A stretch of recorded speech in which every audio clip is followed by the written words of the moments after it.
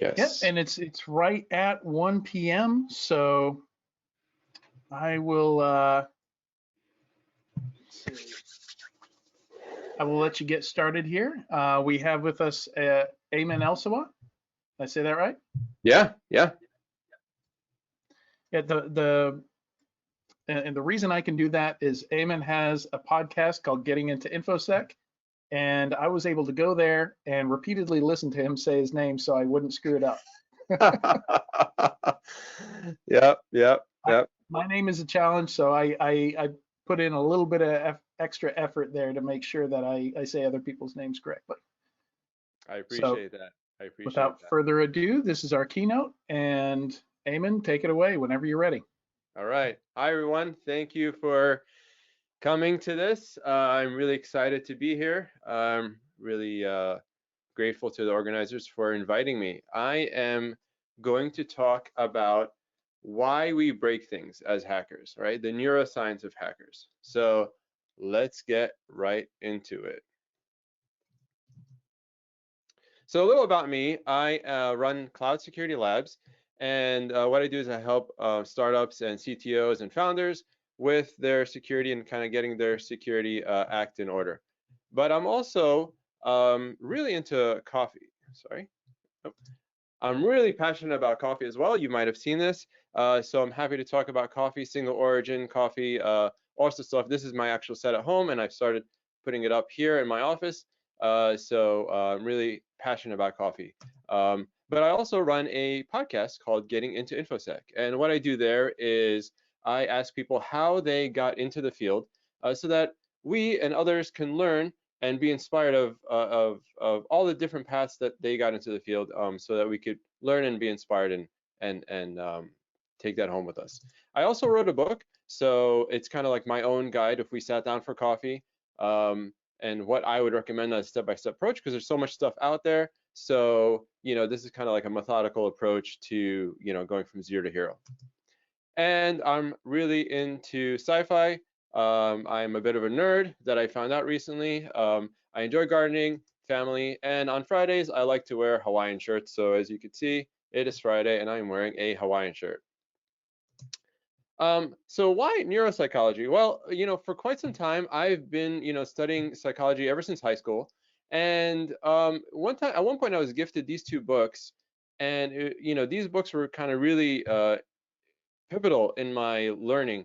And Predictably Rational was about behavioral science or behavioral economics, and it was really an interesting book. It kind of opened my world. But before that, I was given the book Harnessing Complexity, and it made me learn about complex adaptive systems and just understanding complex systems in many different ways. And I found that book really eye-opening as well.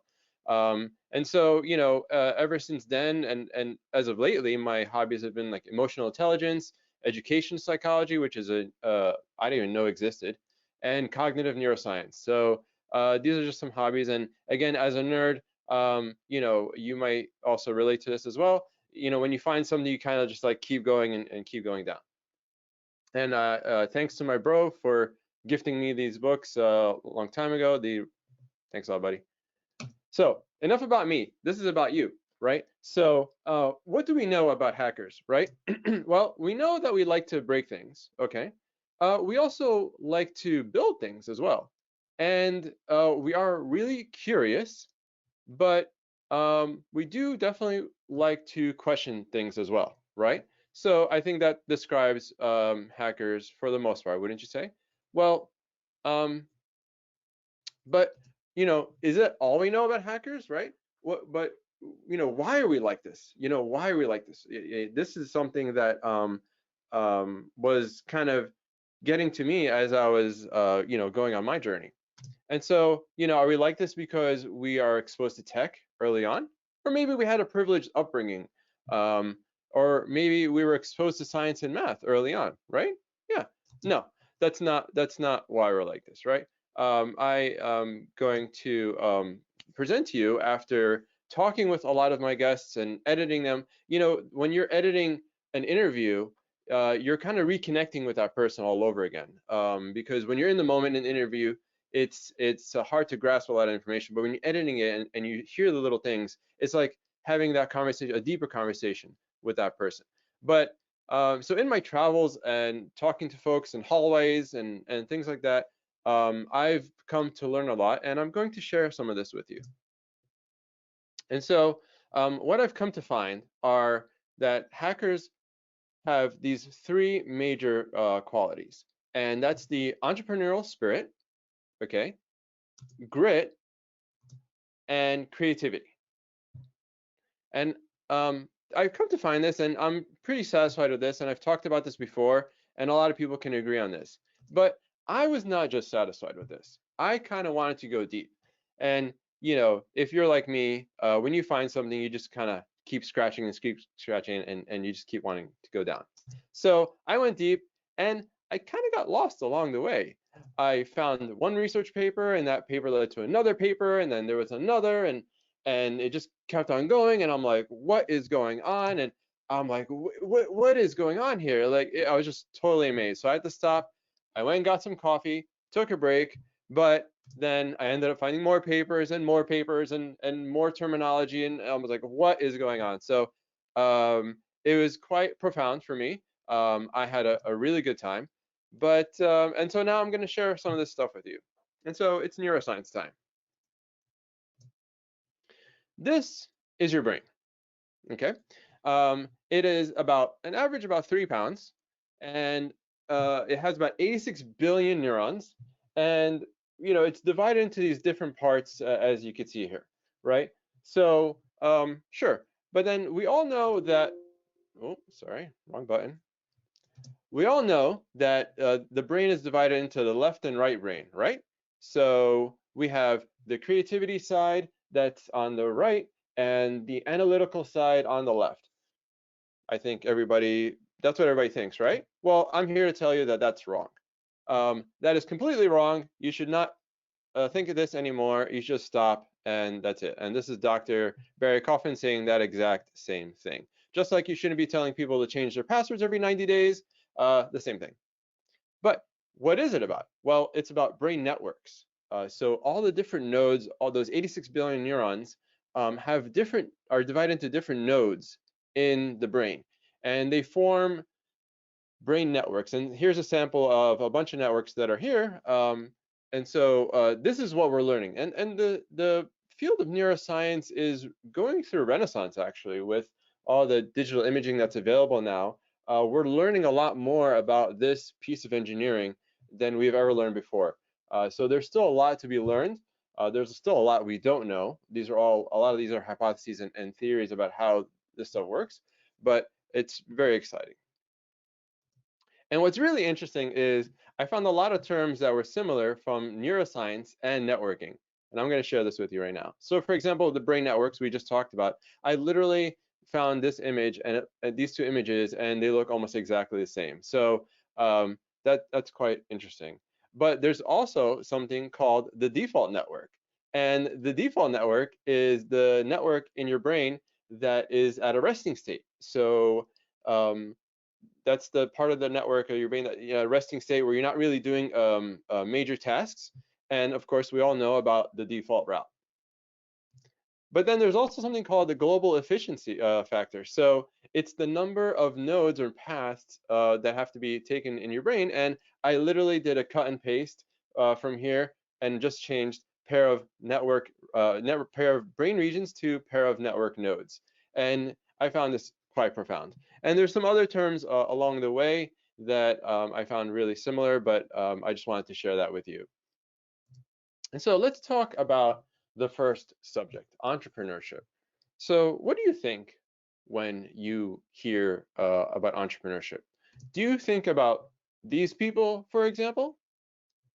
Well, entrepreneurs are not only these people, but they're also these people as well. And so, you know, entrepreneurs, there's an entrepreneurial spirit, that willingness to do something different, the willingness to persevere, to explore and find things that are different. These are also all entrepreneurs as well.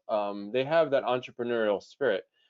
So this is something to relate to understand when you're trying to think about being a hacker, or when you think of yourself as a hacker. But what really makes an entrepreneur tick? So let's get into it. So there's a part of the brain called the angular cingulate cortex, and what's really interesting here is that in entrepreneurship, what you're looking to do is to explore, to do different things, but then you're going to hit failure, and the idea is that you will learn from that failure. So some entrepreneurs, or the successful ones, we hear about their successes, but we don't hear about their failures. And there's a lot of failures out there, and that's where the true learning is done. And so if you decide to stop when you hit a failure, then you might not activate this part. But when your emotions are regulated and you decide to persevere and keep going and learning, you take that feedback and it kind of activates the angular cingulate cortex. There's a lot I could say here. Again, there was so much information, but I tried to dice it down into some really good nuggets for you. So the idea is to learn from a negative experience, and this angular cingulate cortex is regulating emotions so that it doesn't overwhelm you from that failure. That failure doesn't overwhelm you, but you actually learn from it, and then kind of creates a feedback loop. And what's interesting is the ACC, the cingulate cortex, comes up a lot, so you'll see it coming up more. And so another thing about entrepreneurship, the traits, I guess, that in the brain that happen, there's the explorative and the exploitative behaviors. So there's exploratory, where you're going out and trying to find new experiences, new stuff, experimenting, trial and error, discovery, search, and novelty. And then there's the other portion where it's exploitative. You're taking that information that you've gathered and now exploiting it and producing it and optimizing and being efficient. And again, I feel like I was reading a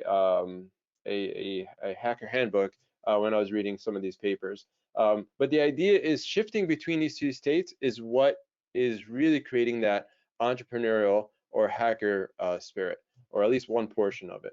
So I found this quite interesting. And so when these parts of the brain are activated, this is how your brain looks like in a functional MRI study, where you have explorative and exploitative shifts. So you're going back and forth. These are the brain networks that we talked about earlier that are being activated. So the next item is grit. What is grit exactly? Well, is grit this? This might be what you think about grit. It could be. I did find this, Tennessee grit. So I found that really interesting. I did actually Google Tennessee grit, and I found this. So homage to BSides Knoxville for this. But no, grit is this. Grit is it's about perseverance and passion. Okay, it is generally a positive trait, but it is possible to have too much grit, and then that could become a negative trait as well. And so that's something to consider as well. But in general, it is about perseverance, passion. It's about finding something and moving on. So a really good someone who talks at length about grit in all over is Angela Duckworth, and I definitely recommend checking out her talks and her book. And she talks about a couple ways to develop grit. And what I found interesting were these two items as well, where you develop a fascination, but you also have a greater purpose. So, a lot of us, we have developed this fascination for security, and we do have a somewhat, greater, but we feel like we're doing something beneficial in some ways or some fashion. Maybe not all the times, but there is something to that. In any case, everybody has their own purpose, and there is also the growth mindset. I don't want to forget about talking about that, but the growth mindset is also something really important. I have found that personally to be very important when I talk to other people, and I recommend the book by Carol Dweck on mindset. The idea with growth mindset, if you don't know, is you have the fixed mindset and the growth mindset. And the fixed mindset is not accepting different the ability to have different outcomes, different scenarios. Growth mindset is allowing for those different things to happen. There might be one way to solve a problem. There might be another way. Like when you say, "Oh, I am this," so that that'll never happen. You're already putting yourself in a fixed mindset, and that's something to generally avoid. So, for example, staying on the mindset of rotating your passwords every 90 days, for example, that could be putting you in the fixed mindset. And so, one question for everyone in InfoSec really is, did you choose InfoSec after finding a fascination, right? There's a lot of people that may have listened to Darknet Diaries, for example, or be inspired by a show they saw a long time ago when they were a kid, or whatever it may be, and kind of had this fascination. I know there is, and then, did you have a greater purpose in InfoSec as well? So these are, some things to consider, and just ask yourself, is this something that, I could relate to as far as grit? And then, dig deep into grit. And so grit in the brain, again, we have the angular cingulate cortex as well. And so grit and growth mindset both activate these regions of the brain. And so I found this pretty interesting as well. And so wanted to share that with you. And here is a little bit of some brain porn. I just love looking at brains, and you can see different areas of the brain that are being activated. And now to my favorite part of this talk, and that's creativity. Creativity seems to be a bottomless pit, and I found it quite interesting. And so let's go into it. So what is creativity, or what is it not? Well, creativity is not left brain or right brain, and it's not limited to the fine arts, and it's not just an introverted or extroverted thing. But what creativity really is, it's everywhere. It's in the science, arts, math, technical, non-technical, anywhere. It's part of the human condition. It's a little complicated and messy, okay? And you could be both introverted and extroverted. There's no one, there's no limitation here. And so one thing I did find was something called 10 Habits of Highly Creative People. And this was a really interesting article. And looking at this, I was blown away. This is almost everything what a hacker is. And so it might as well have been called the 10 Habits of Highly Effective Hackers, where you have imaginative play, or you daydream, or maybe you're in solitude, right? A lot of hackers like their solitude, having a balance at least, or having some sort of intuition, like where Syntax was able to figure out that a networking problem, for example, was not a networking problem, but it was actually an attack that was happening. So having that theory of mind, and there's something called and the components of theory of mind, or this intuition, it's called exteroception, proprioception, and interoception. So proprioception, for example, is where it's more physical. But like in interoception, it's being able to understand someone else's beliefs, for example. So having that like intuition. And so, or openness to experiences. Mindfulness, maybe not. I think a lot of hackers might not be too mindful. I think we're getting there. But I think we're improving on the mindfulness factor. So that's good. Sensitivity. Tanya Janka talks about how she's sensitive and can understand and very empathetic. And there's a lot. I've been finding a lot of sensitive folks out there. Or being able to go through logs and see the different nuances and being sensitive to that, and turning adversity to advantage. I mean, give me a break. That's like everybody, right? And as well as thinking differently. So I found this quite profound. But what really makes a creative person or a hacker, right? Are we born creative? And why are kids more creative than adults? So what I found is being creative is about unlearning traditional linear thinking, okay? And again, you could say that for a hacker as well, where it's more about going multipath and not really like step by step. It's not necessarily A equals B equals C, or first A, then B, then C, but it could be A, C, F, and then back to B, right? So it's different paths. there's not one answer for something, there's multiple solutions for something.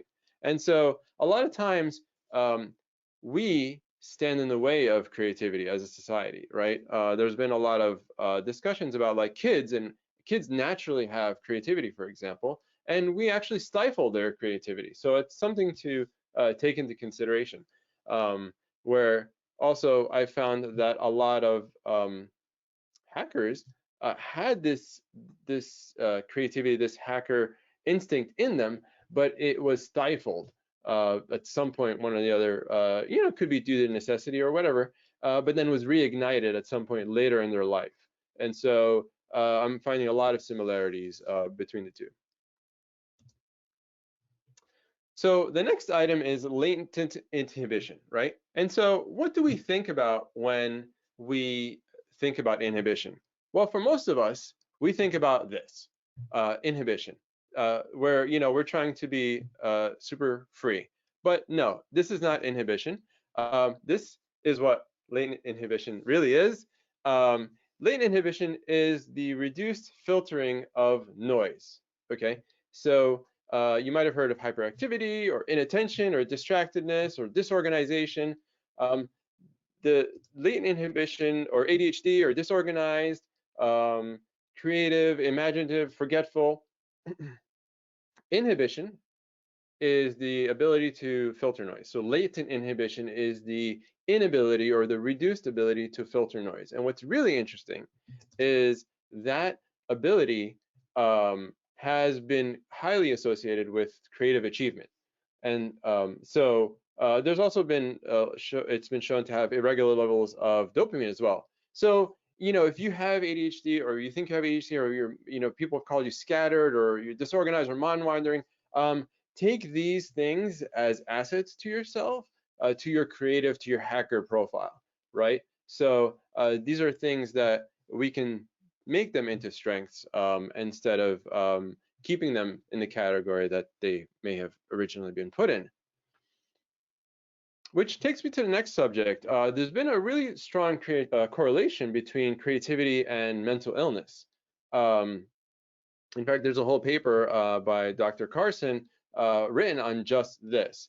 And if you look at Vincent van Gogh, for example, Vincent van Gogh, highly creative person, cut off his ear. We don't know exactly why he cut off his ear, but that is something to take into consideration. So there have been correlations shown with bipolar disorder and schizophrenia spectrum disorder, or otherwise called SSD, depression, anxiety, a variety of things. And so these same areas of the brain that are activated for creativity also end up being activated with mental illness. So it's kind of interesting. And in fact, there's been like kind of like a shared vulnerability model. So for example, 80% of writers were said to have disabled from sort of mood disorder. But the thing is here is that the shift in mental states, right, that you use for creativity is also associated with mental illness. So what's interesting is that it's kind of like interdependent together, where you rely on some of these vulnerability factors for your creativity, and then your creativity comes from the vulnerability factor. It's kind of a complex thing. I'm still trying to wrap my head around, but the idea is that they're very, very, very strongly related. So something worth mentioning. And many of you out there may know someone who's highly creative, but may have exhibited some of these other factors as well. So one thing I do want to talk about is so another component of creativity is divergent thinking. When I read this, I thought, wow, this is exactly what we are. We're nonconformist, we're independent thinkers. We have a lower level of agreeableness and a higher level of conscientiousness. And what does that mean? Well, when I say lower level of agreeableness, for example, like we're going to tend to disagree or we're going to tend to question things, I don't mean being disagreeable, although that could happen as well. as part of this. But the idea is to be is that this divergent thinking is very prevalent among hackers. Okay, and this book is a wonderful book talking about creativity. Again, you can use it in your just life journey as a hacker. It's quite interesting, whether you're experienced or not. The book is really remarkable. And so a lot of folks have really discovered, for example, Kia, where she was an elementary school teacher, and they, through a icebreaker exercise, did something, and she found herself the only one in this one group. And so she realized that she was divergent from everyone else. And although she loved the passion of teaching and giving back, she decided to take advantage and do something else with this divergent thinking. And she's now a really successful security engineer. And so, that's something to take into consideration. And here's a really good graphic that I saw about divergent thinking and all the different paths and how it's really related to creativity. So it's something to consider. It's something that's a part of us, right? And it's something that's good. It drives other people crazy sometimes, but that's part of us, right? That's our gift. But is that it? So do we just think differently and call it a day? Do I just buy an Apple MacBook and say that I think differently and I'm done? Well, not quite. There's two other components called plasticity and convergence.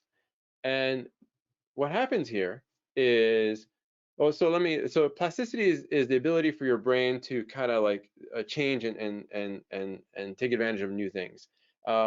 And convergence is actually, so I'll walk you through. So basically what happens is you have divergence, you have this divergent thinking, and it's kind of like the ideation and generation.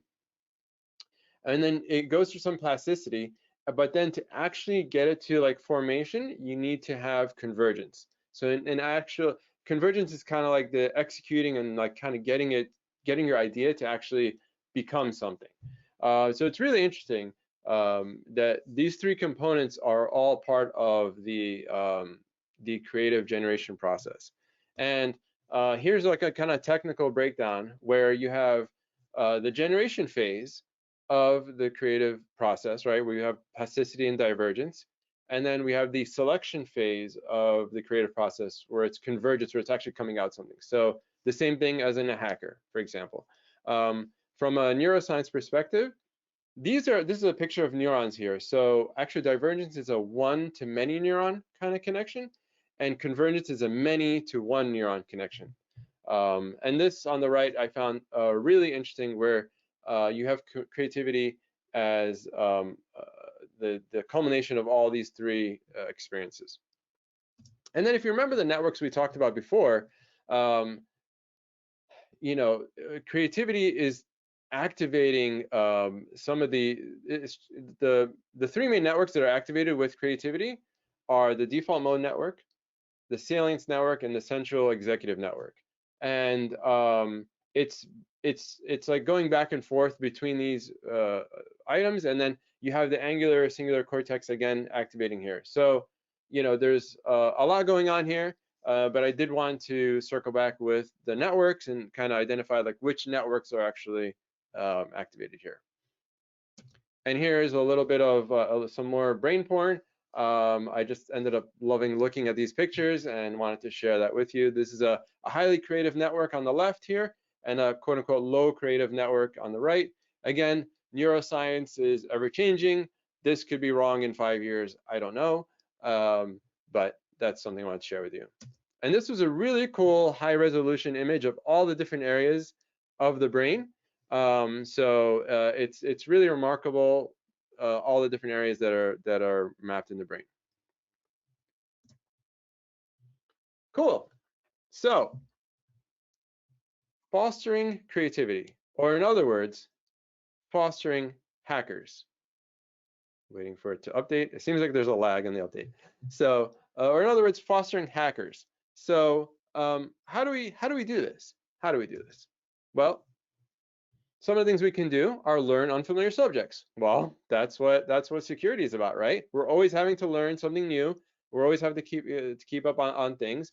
Try new things. Well, yeah, like CTFs and just building and keep going. Divergent thinking, I think that's pretty self-explanatory. That's part of us. Watching someone else creating, literally, this was a recommendation on how to be more creative, is watching someone be creative. Well, the same thing with hackers, right? We can, how many YouTube videos are there of people just hacking, and we could just like, it's just activating things in our brain whether we know it or not. And even watching sci-fi and fantasy films as well. So it's a part of our nature. It's gonna make us more creative. And so where is creativity found? Well, traditionally it was always found, in the fine arts domain, but like I said before, it can be found anywhere.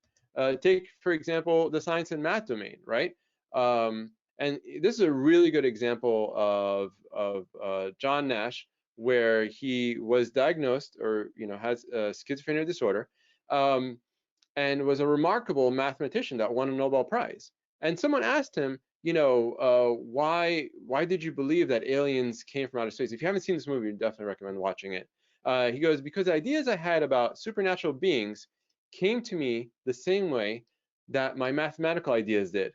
So I took them seriously. And it was quite remarkable, that statement. And so there's something to be said about mental illness and creativity and acceptance of all these things. But again, like I said, creativity can be found anywhere. So whether you're a teacher, whether you're a mechanic, if you're a human, creativity is with you. It's up to you to nurture it and bring it out. But back to the science and math. What if you're both, right? What if you're both like a super mathematician, like Tani, for example, is highly concentrated in mathematics, but she also has an album on Spotify. Or LaRon Gray, where he's a pen tester, but also a nerdcore rapper as well.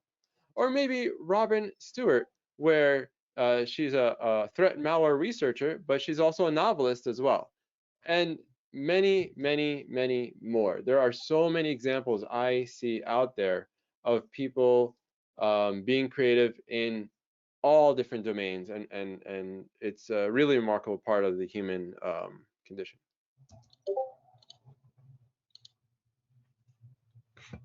I think I hear some. So, putting it all together, what are we going to do with all this information? Oh, sorry, wrong window. So, putting it all together, what are we going to do with all this information? You're probably like this right now, and I probably threw a lot of things at you, and so you probably feel like this as well. And what I would say is, let's have some coffee and take a second to step back and just listen and let all this soak in. And what I'm going to do is put it all together for you. So what we have is the IOCs. Sorry, if someone is unmuted or can go on mute.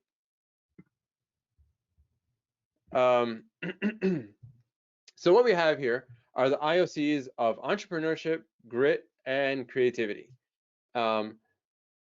We have this information, and all this leads to becoming more creative, or in other words, a hacker. They're all connected. All this is connected. And we need to unlearn some things, and we need to continually unlearn things, okay? Because that's part of being a hacker, is things are going to change. So what may have been true before may not be true anymore. And we know this, but it hasn't been put into words, right? And exercise often. So all these different parts of your brain, exercise them often, and that will keep you becoming a better hacker. But with all this information, what can we do with this? Well, if you're new, then look for these traits in yourself, okay? And if you've been around for a while, then discover more about yourself. Just keep learning. Like I said, I learned recently that I was a nerd. I found some article by Rand, actually. It was an amazing article. And the article was written for someone else to learn about nerds, but I actually learned more about myself. And if you're affiliated with the hacker community, then use this information to understand this person that's in your life. So you might find it really profound and really interesting in understanding and creating good understanding. And here is a YAR rule for an IOC for entrepreneurship, and I have other YAR rules for grit and creativity as well. So I do want to note that the field of neuroscience is vast and deep. These are all the different parts of neuroscience and or different fields that are available in neuroscience. So it's quite amazing. I think some of this touched upon like cognitive neuroscience and neuropsychology as well. So I just want to give you that note. And with all this information, I saw so much overlap. I decided to do something interesting. I created the creativity kill chain. And so this is a kill chain that basically shows everything I just presented right now, but in a kill chain format. And so it's something to keep aware of if you looking or anything to kill any, if you're looking at anything to impede your creativity. And then I decided to take it a step further, and I think because there's been some controversy about like having one kill chain, so I created the unified hacker brain kill chain. And so this is where you have creativity, entrepreneurship, and grit all combined together, and all the different components that we talked about: divergent thinking, exploratory and exploitative, the angular singular cortex, perseverance, all these items coming together to form you, the hacker. And so that is my thing to you. And so what's next? What's next? Well, if you have an fMRI machine that you want to lend out to me, please do so. That would be awesome. I'd be happy. I'm going to keep going. Every day I keep finding new papers and reading them, and they're just so fascinating. So, the rabbit hole is pretty deep.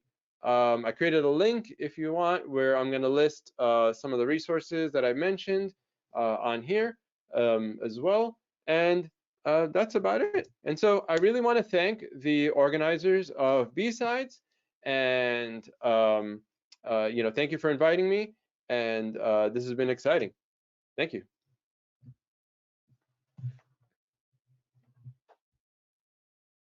And I'd like to open it up for questions, if there's any questions.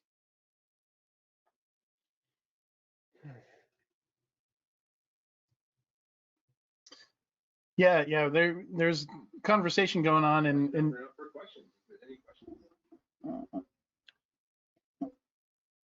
yeah, can you hear me? I can hear you, yes. Yeah, there's conversation going on, and should I hop in the Discord? Yeah, definitely. I mean, my first ask is, maybe one of the attendees will do it, but I need a reading list. I need a book list. Yeah. From this talk, and I'm probably going to watch this talk a few more times.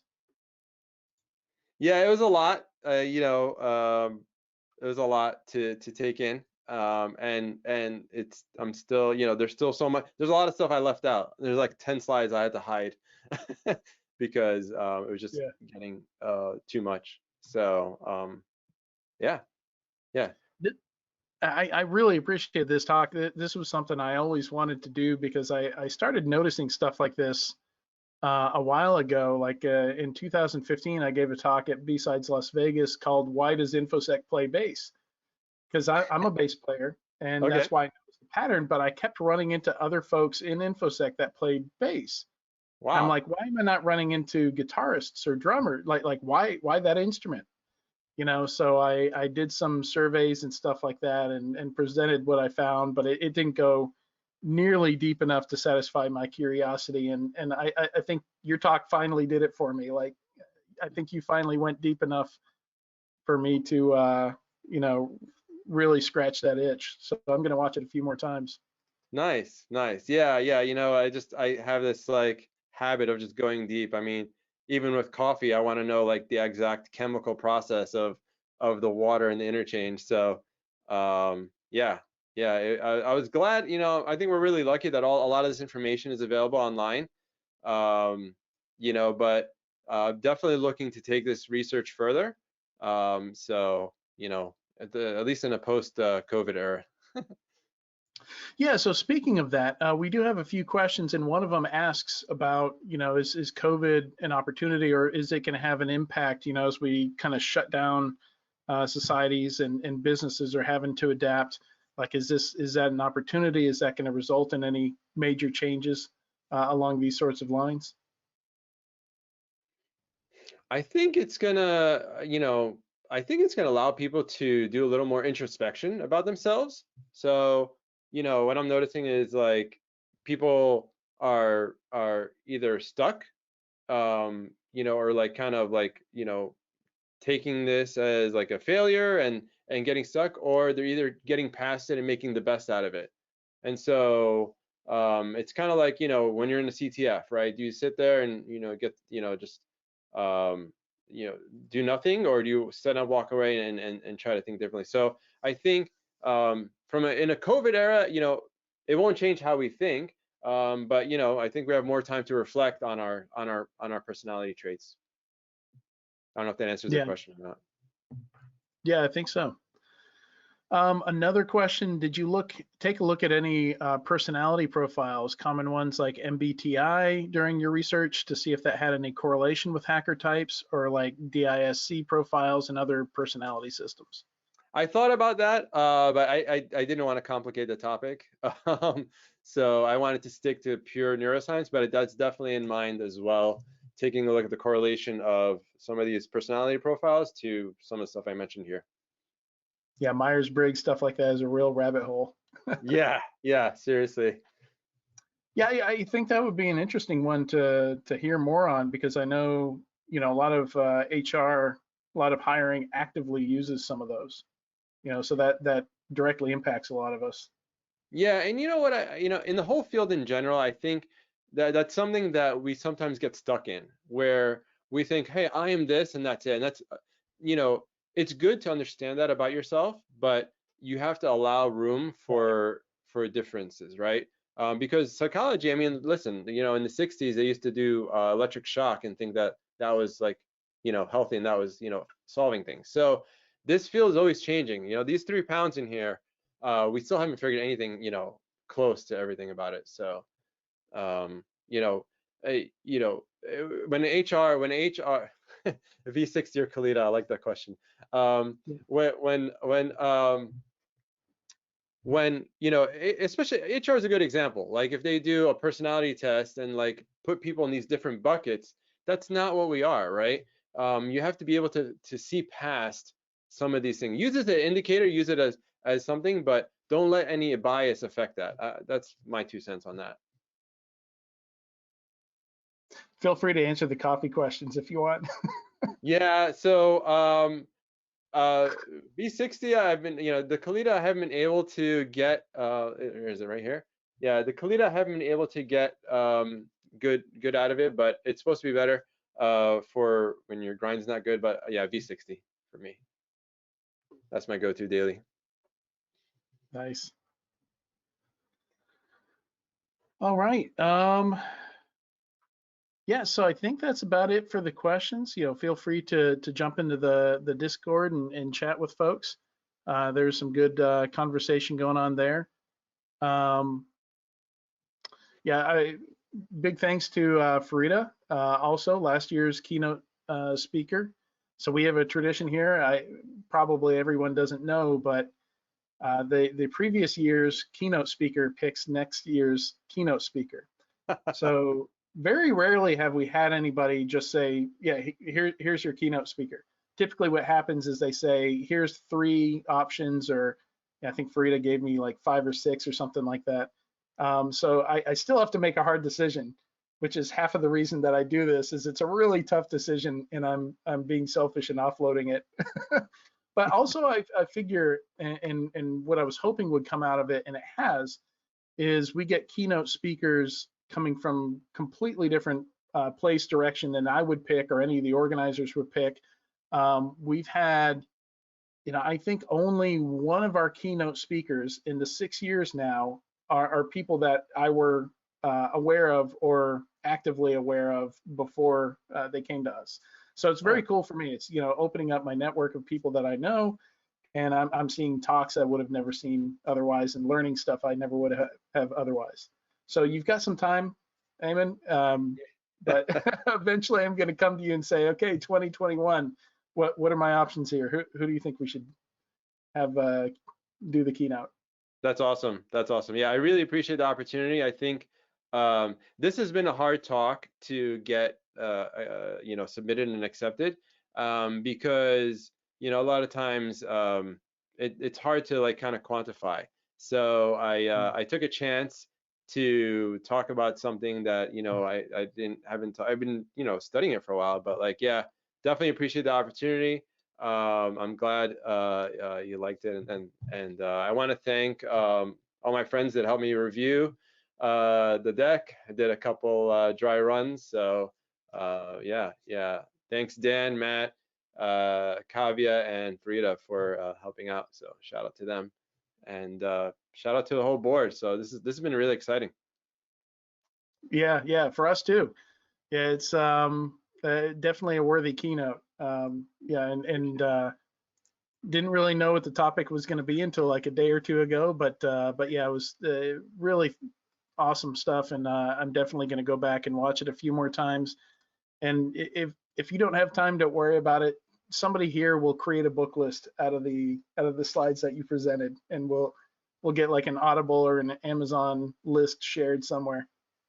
Cool. Well, I posted the slides on that link that I had there, and then I guess if this would be on YouTube, we could update the description with the details. So I just have to catch up on this lack of sleep, and then I'll post all the.